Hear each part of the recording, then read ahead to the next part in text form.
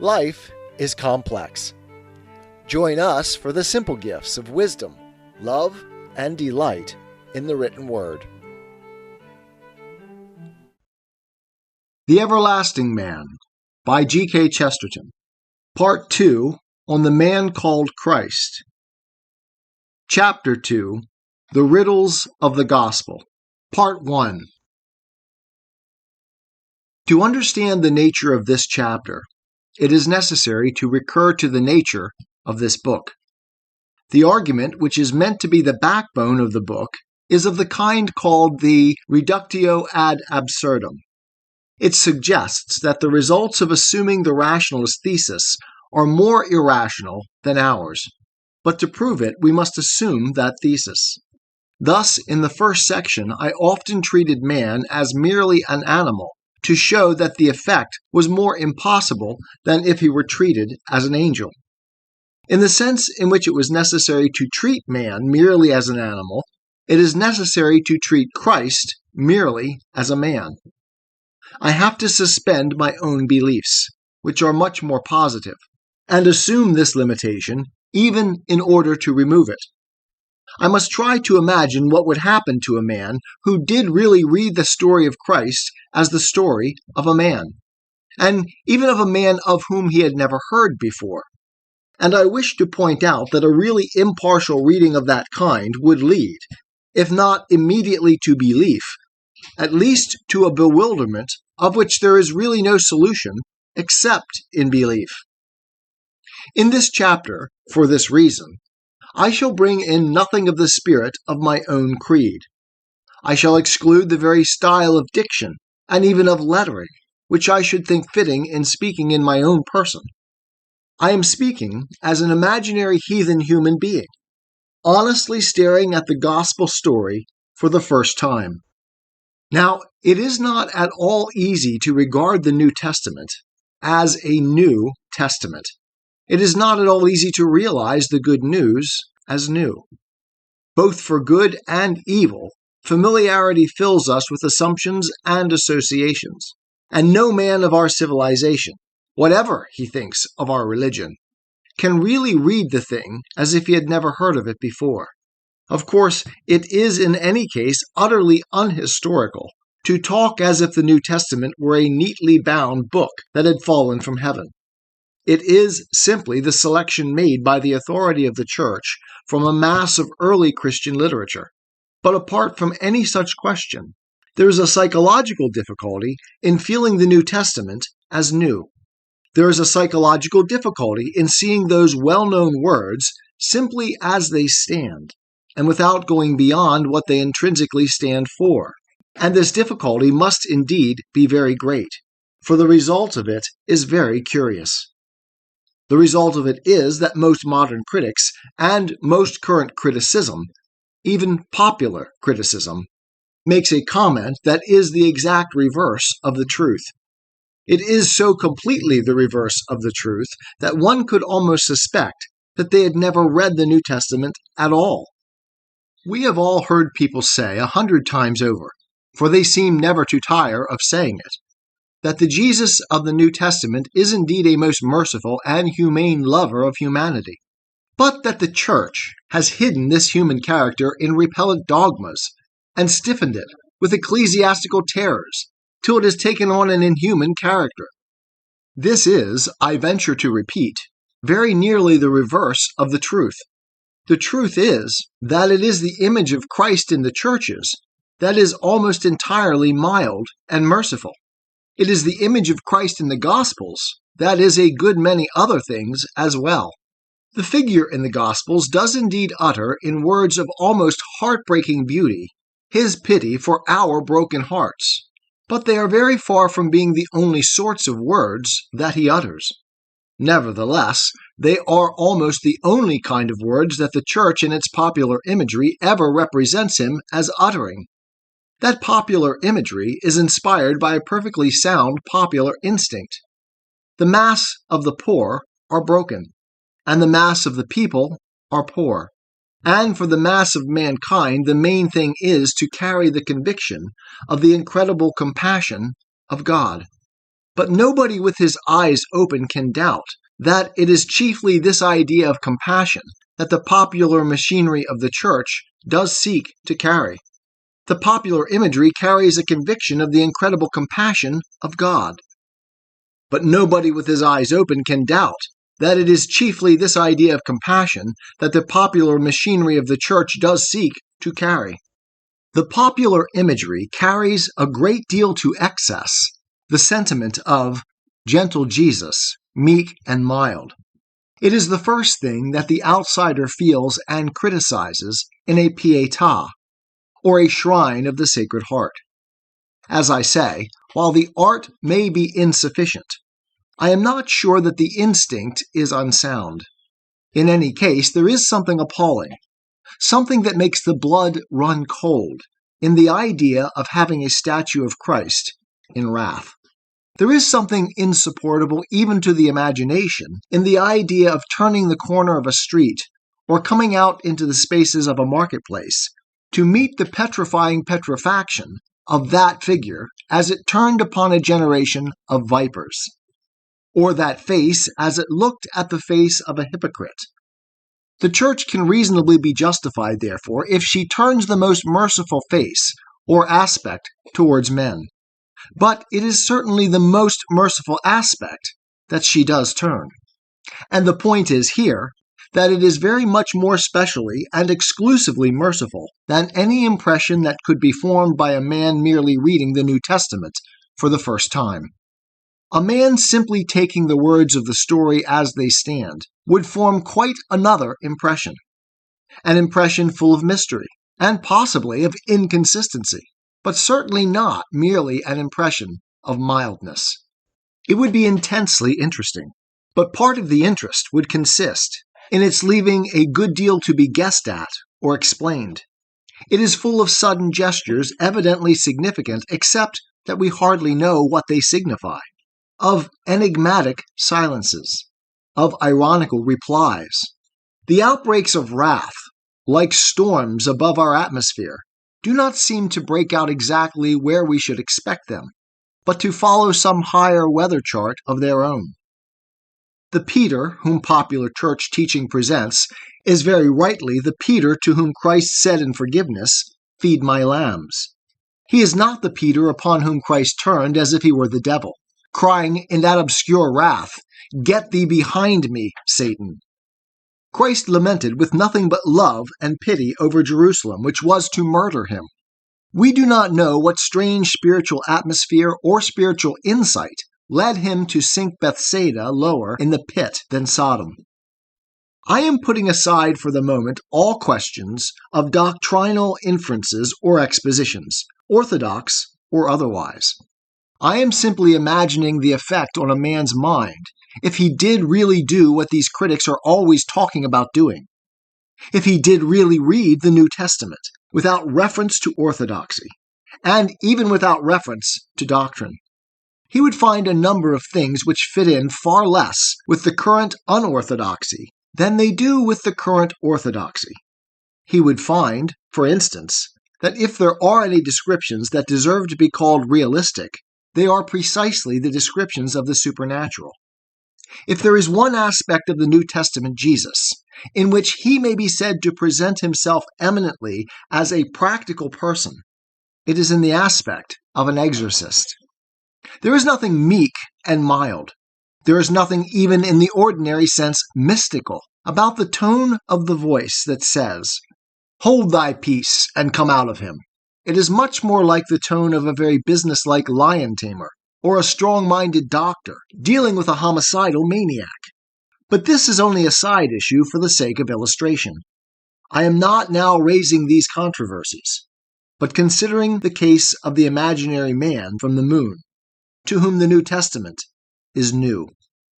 Now, the first thing to note is that if we take it merely as a human story, it is in some ways a very strange story. I do not refer here to its tremendous and tragic culmination, or to any implications involving triumph in that tragedy. I do not refer to what is commonly called the miraculous element, For on that point philosophies vary, and modern philosophies very decidedly waver.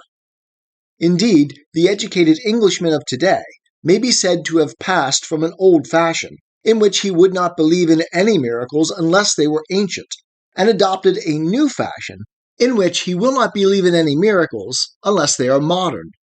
He used to hold that miraculous cures stopped with the first Christians, and is now inclined to suspect that they began with the first Christian scientists. But I refer here rather specially to unmiraculous, and even to unnoticed and inconspicuous parts of the story.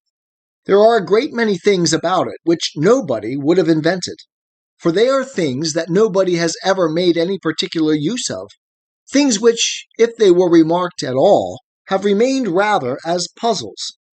For instance, there is that long stretch of silence in the life of Christ up to the age of 30.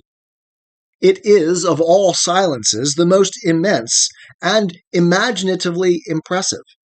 But it is not the sort of thing that anybody is particularly likely to invent in order to prove something, and nobody, so far as I know, has ever tried to prove anything in particular from it. It is impressive, but it is only impressive as a fact. There is nothing particularly popular or obvious about it as a fable. The ordinary trend of hero worship and myth-making is much more likely to say the precise opposite. It is much more likely to say, as I believe some of the Gospels rejected by the Church do say, that Jesus displayed a divine precocity and began his mission at a miraculously early age. And there is indeed something strange in the thought that he, who of all humanity needed least preparation, seems to have had most. Whether it was some mode of the divine humility, or some truth of which we see the shadows in the longer domestic tutelage of the higher creatures of the earth, I do not propose to speculate. I mention it simply as an example of the sort of thing that does in any case give rise to speculations, quite apart from recognized religious speculations. Now the whole story is full of these things. It is not by any means, as baldly presented in print, a story that is easy to get to the bottom of. It is anything but what these people talk of as a simple gospel. Relatively speaking, it is the gospel that has the mysticism, and the church that has the rationalism. As I should put it, of course, it is the gospel that is the riddle, and the church that is the answer. 'Tis the gift to be simple. 'Tis the gift to be free. 'Tis the gift to come down where we ought to be. And when we find ourselves in the place just right, 'twill be in the valley of love and delight. When true simplicity is gained, to bow and to bend, we will not be ashamed. To turn will be our delight, till by turning, we come round right.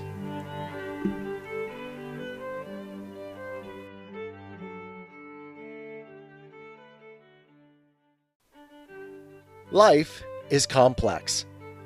Join us for the simple gifts of wisdom, love, and delight in the written word. The Everlasting Man by G.K. Chesterton. Part 2 on the Man Called Christ. Chapter 2, The Riddles of the Gospel. Part 2.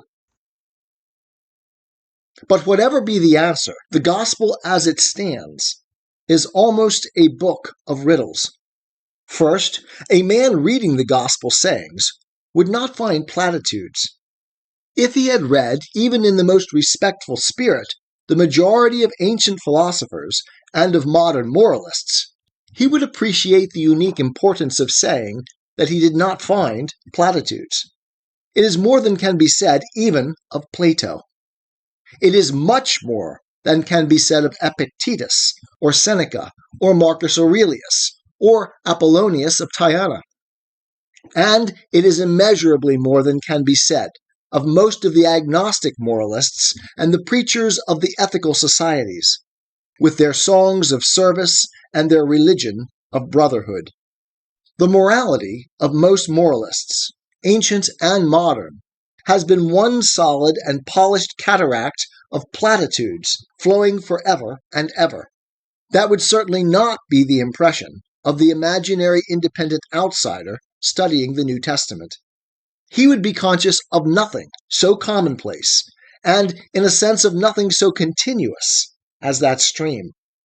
He would find a number of strange claims that might sound like the claim to be the brother of the sun and moon, a number of very startling pieces of advice, a number of stunning rebukes, a number of strangely beautiful stories. He would see some very gigantesque figures of speech about the impossibility of threading a needle with a camel, or the possibility of throwing a mountain into the sea. He would see a number of very daring simplifications of the difficulties of life, like the advice to shine upon everybody indifferently, as does the sunshine, or not to worry about the future any more than the birds. He would find, on the other hand, some passages of almost impenetrable darkness, so far as he is concerned, such as the moral of the parable of the unjust steward. Some of these things might strike him as fables, and some as truths, but none as truisms. For instance, he would not find the ordinary platitudes in favor of peace. He would find several paradoxes in favor of peace. He would find several ideals of non-resistance, which taken as they stand would be rather too pacific for any pacifist. He would be told in one passage to treat a robber not with passive resistance, but rather with positive and enthusiastic encouragement, if the terms be taken literally, heaping up gifts upon the man who had stolen goods. But he would not find a word of all that obvious rhetoric against war which has filled countless books and odes and orations. Not a word about the wickedness of war, the wastefulness of war, the appalling scale of the slaughter in war, and all the rest of the familiar frenzy.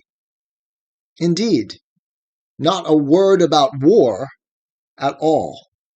There is nothing that throws any particular light on Christ's attitude towards organized warfare, except that he seems to have been rather fond of Roman soldiers. Indeed, it is another perplexity, speaking from the same external and human standpoint, that he seems to have got on much better with Romans than he did with Jews. But the question here is a certain tone to be appreciated by merely reading a certain text, and we might give any number of instances of it. The statement that the meek shall inherit the earth is very far from being a meek statement.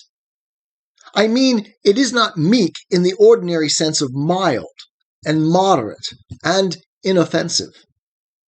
To justify it, it would be necessary to go very deep into history and anticipate things undreamed of then, and by many unrealized even now, such as the way in which the mystical monks reclaimed the lands which the practical kings had lost. If it was a truth at all, it was because it was a prophecy, but certainly it was not a truth in the sense of a truism. The blessing upon the meek would seem to be a very violent statement, in the sense of doing violence to reason and probability. And with this we come to another important stage in the speculation. As a prophecy, it really was fulfilled, but it was only fulfilled long afterwards.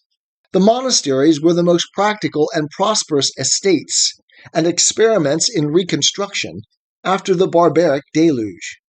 The meek did really inherit the earth. But nobody could have known anything of the sort at the time, unless indeed there was one who knew.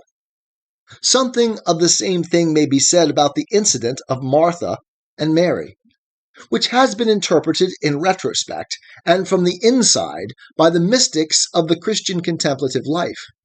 But it was not at all an obvious view of it. And most moralists, ancient and modern, could be trusted to make a rush for the obvious. What torrents of effortless eloquence would have flowed from them to swell any slight superiority on the part of Martha? What splendid sermons about the joy of service and the gospel of work, and the world left better than we found it. And generally, all the 10,000 platitudes that can be uttered in favor of taking trouble by people who need take no trouble to utter them. If in Mary the mystic and child of love, Christ was guarding the seed of something more subtle, who was likely to understand it at the time? Nobody else could have seen Claire and Catherine and Teresa shining above the little roof at Bethany.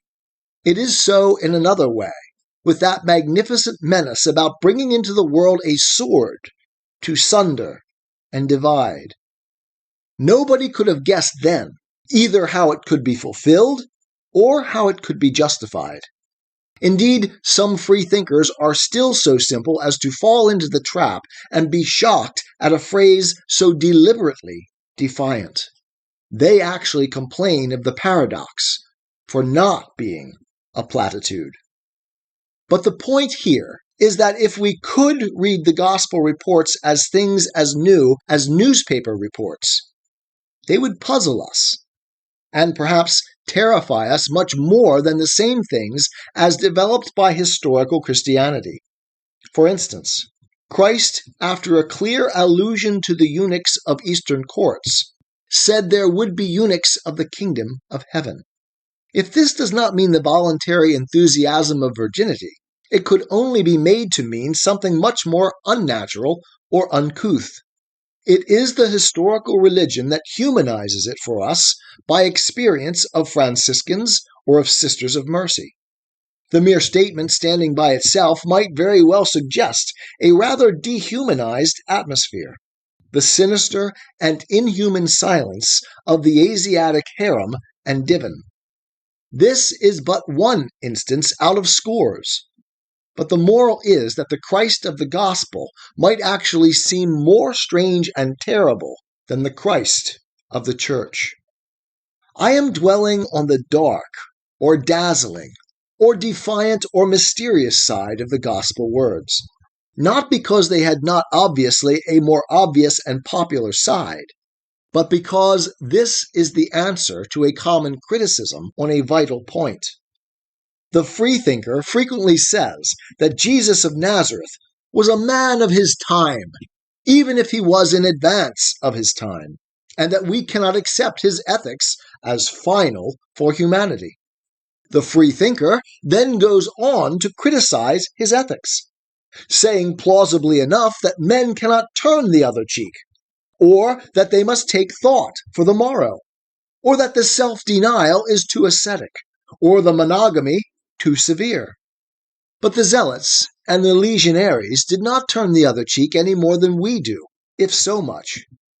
The Jewish traders and Roman tax gatherers took thought for the morrow as much as we, if not more. We cannot pretend to be abandoning the morality of the past for one more suited to the present. It is certainly not the morality of another age, but it might be of another world. In short, we can say that these ideals are impossible in themselves. Exactly what we cannot say is that they are impossible for us. They are rather notably marked by a mysticism which, if it be a sort of madness, would always have struck the same sort of people as mad. Take, for instance, the case of marriage and the relations of the sexes. It might very well have been true that a Galilean teacher taught things natural to a Galilean environment, but it is not.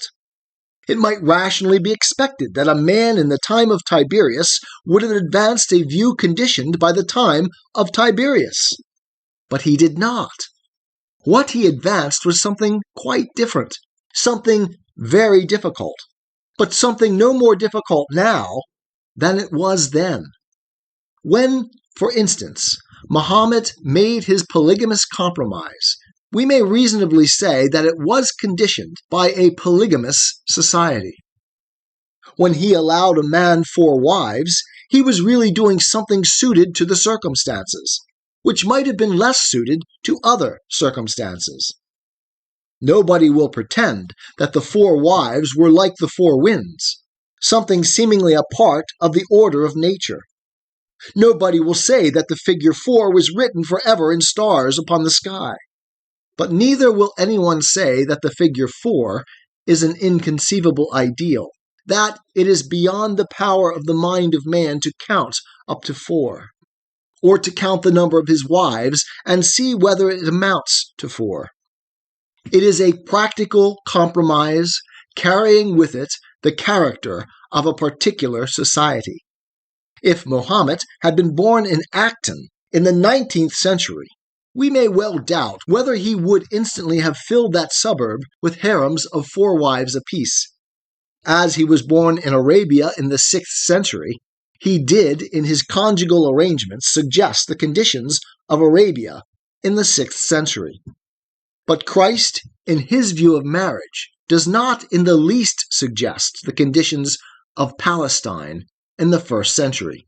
He does not suggest anything at all, except the sacramental view of marriage as developed long afterwards by the Catholic Church. It was quite as difficult for people then as for people now. It was much more puzzling to people then than to people now. Jews and Romans and Greeks did not believe, and did not even understand enough to disbelieve, the mystical idea that the man and the woman had become one sacramental substance. We may think it an incredible or impossible ideal, but we cannot think it any more incredible or impossible than they would have thought it. In other words, whatever else is true, it is not true that the controversy has been altered by time. Whatever else is true, it is emphatically not true that the ideas of Jesus of Nazareth were suitable to his time, but are no longer suitable to our time. Exactly how suitable they were to his time is perhaps suggested in the end of his story. 'Tis the gift to be simple. 'Tis the gift to be free. 'Tis the gift to come down where we ought to be. And when we find ourselves in the place just right, 'twill be in the valley of love and delight. When true simplicity is gained, to bow and to bend, we will not be ashamed.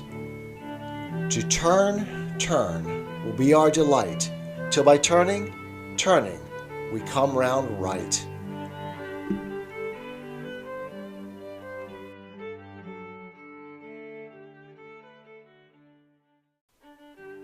Life is complex. Join us for the simple gifts of wisdom, love, and delight in the written word.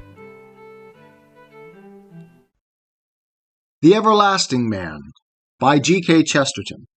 Part 2 on the Man Called Christ. Chapter 2, The Riddles of the Gospel. Part 3. The same truth might be stated in another way, by saying that if the story be regarded as merely human and historical, it is extraordinary how very little there is in the recorded words of Christ that ties him at all to his own time. I do not mean the details of a period, which even a man of the period knows to be passing. I mean the fundamentals, which even the wisest man often vaguely assumes to be eternal. For instance, Aristotle was perhaps the wisest and most wide-minded man who ever lived. He founded himself entirely upon fundamentals, which have been generally found to remain rational and solid through all social and historical changes. Still, he lived in a world in which it was thought as natural to have slaves as to have children, and therefore he did permit himself a serious recognition of a difference between slaves and free men. Christ, as much as Aristotle, lived in a world that took slavery for granted. He did not particularly denounce slavery. He started a movement that could exist in a world with slavery. But he started a movement that could exist in a world without slavery. He never used a phrase that made his philosophy depend even upon the very existence of the social order in which he lived. He spoke as one conscious that everything was ephemeral, including the things that Aristotle thought eternal. By that time, the Roman Empire had come to be merely the orbis terrarum, another name for the world. But he never made his morality dependent on the existence of the Roman Empire, or even on the existence of the world. Heaven and earth shall pass away, but my words shall not pass away. The truth is that when critics have spoken of the local limitations of the Galilean, it has always been a case of the local limitations of the critics. He did undoubtedly believe in certain things that one particular modern sect of materialists do not believe, but they were not things particularly peculiar to his time. It would be nearer the truth to say that the denial of them is quite peculiar to our time. Doubtless, it would be nearer still to the truth to say that a certain solemn social importance in the minority disbelieving them is peculiar to our time. He believed, for instance, in evil spirits, or in the psychic healing of bodily ills, but not because he was a Galilean born under Augustus. It is absurd to say that a man believed things because he was a Galilean under Augustus, when he might have believed the same things if he had been an Egyptian under Tutankhamun, or an Indian under Genghis Khan. But with this general question of the philosophy of diabolism, or of divine miracles, I deal elsewhere. It is enough to say that the materialists have to prove the impossibility of miracles against the testimony of all mankind, not against the prejudices of provincials in North Palestine under the first Roman emperors. What they have to prove for the present argument is the presence in the Gospels of those particular prejudices of those particular provincials.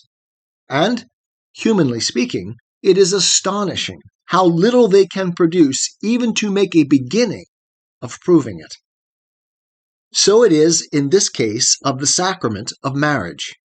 We may not believe in sacraments, as we may not believe in spirits. But it is quite clear that Christ believed in this sacrament in his own way, and not in any current or contemporary way. He certainly did not get his argument against divorce from the Mosaic Law, or the Roman law, or the habits of the Palestinian people. It would appear to his critics then exactly what it appears to his critics now, an arbitrary and transcendental dogma coming from nowhere, save in the sense that it came from him. I am not at all concerned here to defend that dogma. The point here is that it is just as easy to defend it now as it was to defend it then.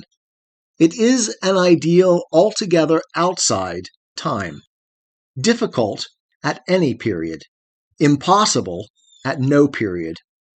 In other words, if anyone says it is what might be expected of a man walking about in that place at that period, we can quite fairly answer that it is much more like what might be the mysterious utterance of a being beyond man, if he walked alive among men. I maintain, therefore, that a man reading the New Testament frankly and freshly would not get the impression of what is now often meant by a human Christ. The merely human Christ is a made-up figure, a piece of artificial selection, like the merely evolutionary man. Moreover, there have been too many of these human Christs found in the same story, just as there have been too many keys to mythology found in the same stories. 3 or 4 separate schools of rationalism have worked over the ground and produced 3 or 4 equally rational explanations of his life. The first rational explanation of his life was that he never lived, and this in turn gave an opportunity for 3 or 4 different explanations, as that he was a sun myth, or a corn myth, or any other kind of myth that is also a monomania. Then the idea that he was a divine being who did not exist gave place to the idea that he was a human being who did exist. In my youth, it was the fashion to say that he was merely an ethical teacher in the manner of the Essenes, who had apparently nothing very much to say that Hillel or 100 other Jews might not have said, as that it is a kindly thing to be kind, and an assistance to purification to be pure. Then somebody said he was a madman with a messianic delusion. Then others said he was indeed an original teacher because he cared about nothing but socialism. Or, as others said, about nothing but pacifism. Then a more grimly scientific character appeared, who said that Jesus would never have been heard of at all except for his prophecies of the end of the world. He was important merely as a millenarian, like Dr. Cumming, and created a provincial scare by announcing the exact date of the crack of doom.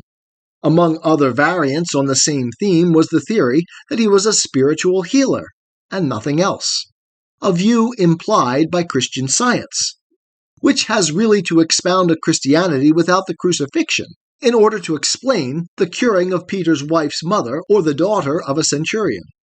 There is another theory that concentrates entirely on the business of diabolism and what it would call the contemporary superstition about demoniacs, as if Christ, like a young deacon taking his first orders, had got as far as exorcism and never got any further. Now, each of these explanations, in itself, seems to me singularly inadequate. But taken together, they do suggest something of the very mystery which they miss. There must surely have been something not only mysterious, but many-sided about Christ, if so many smaller Christs can be carved out of him.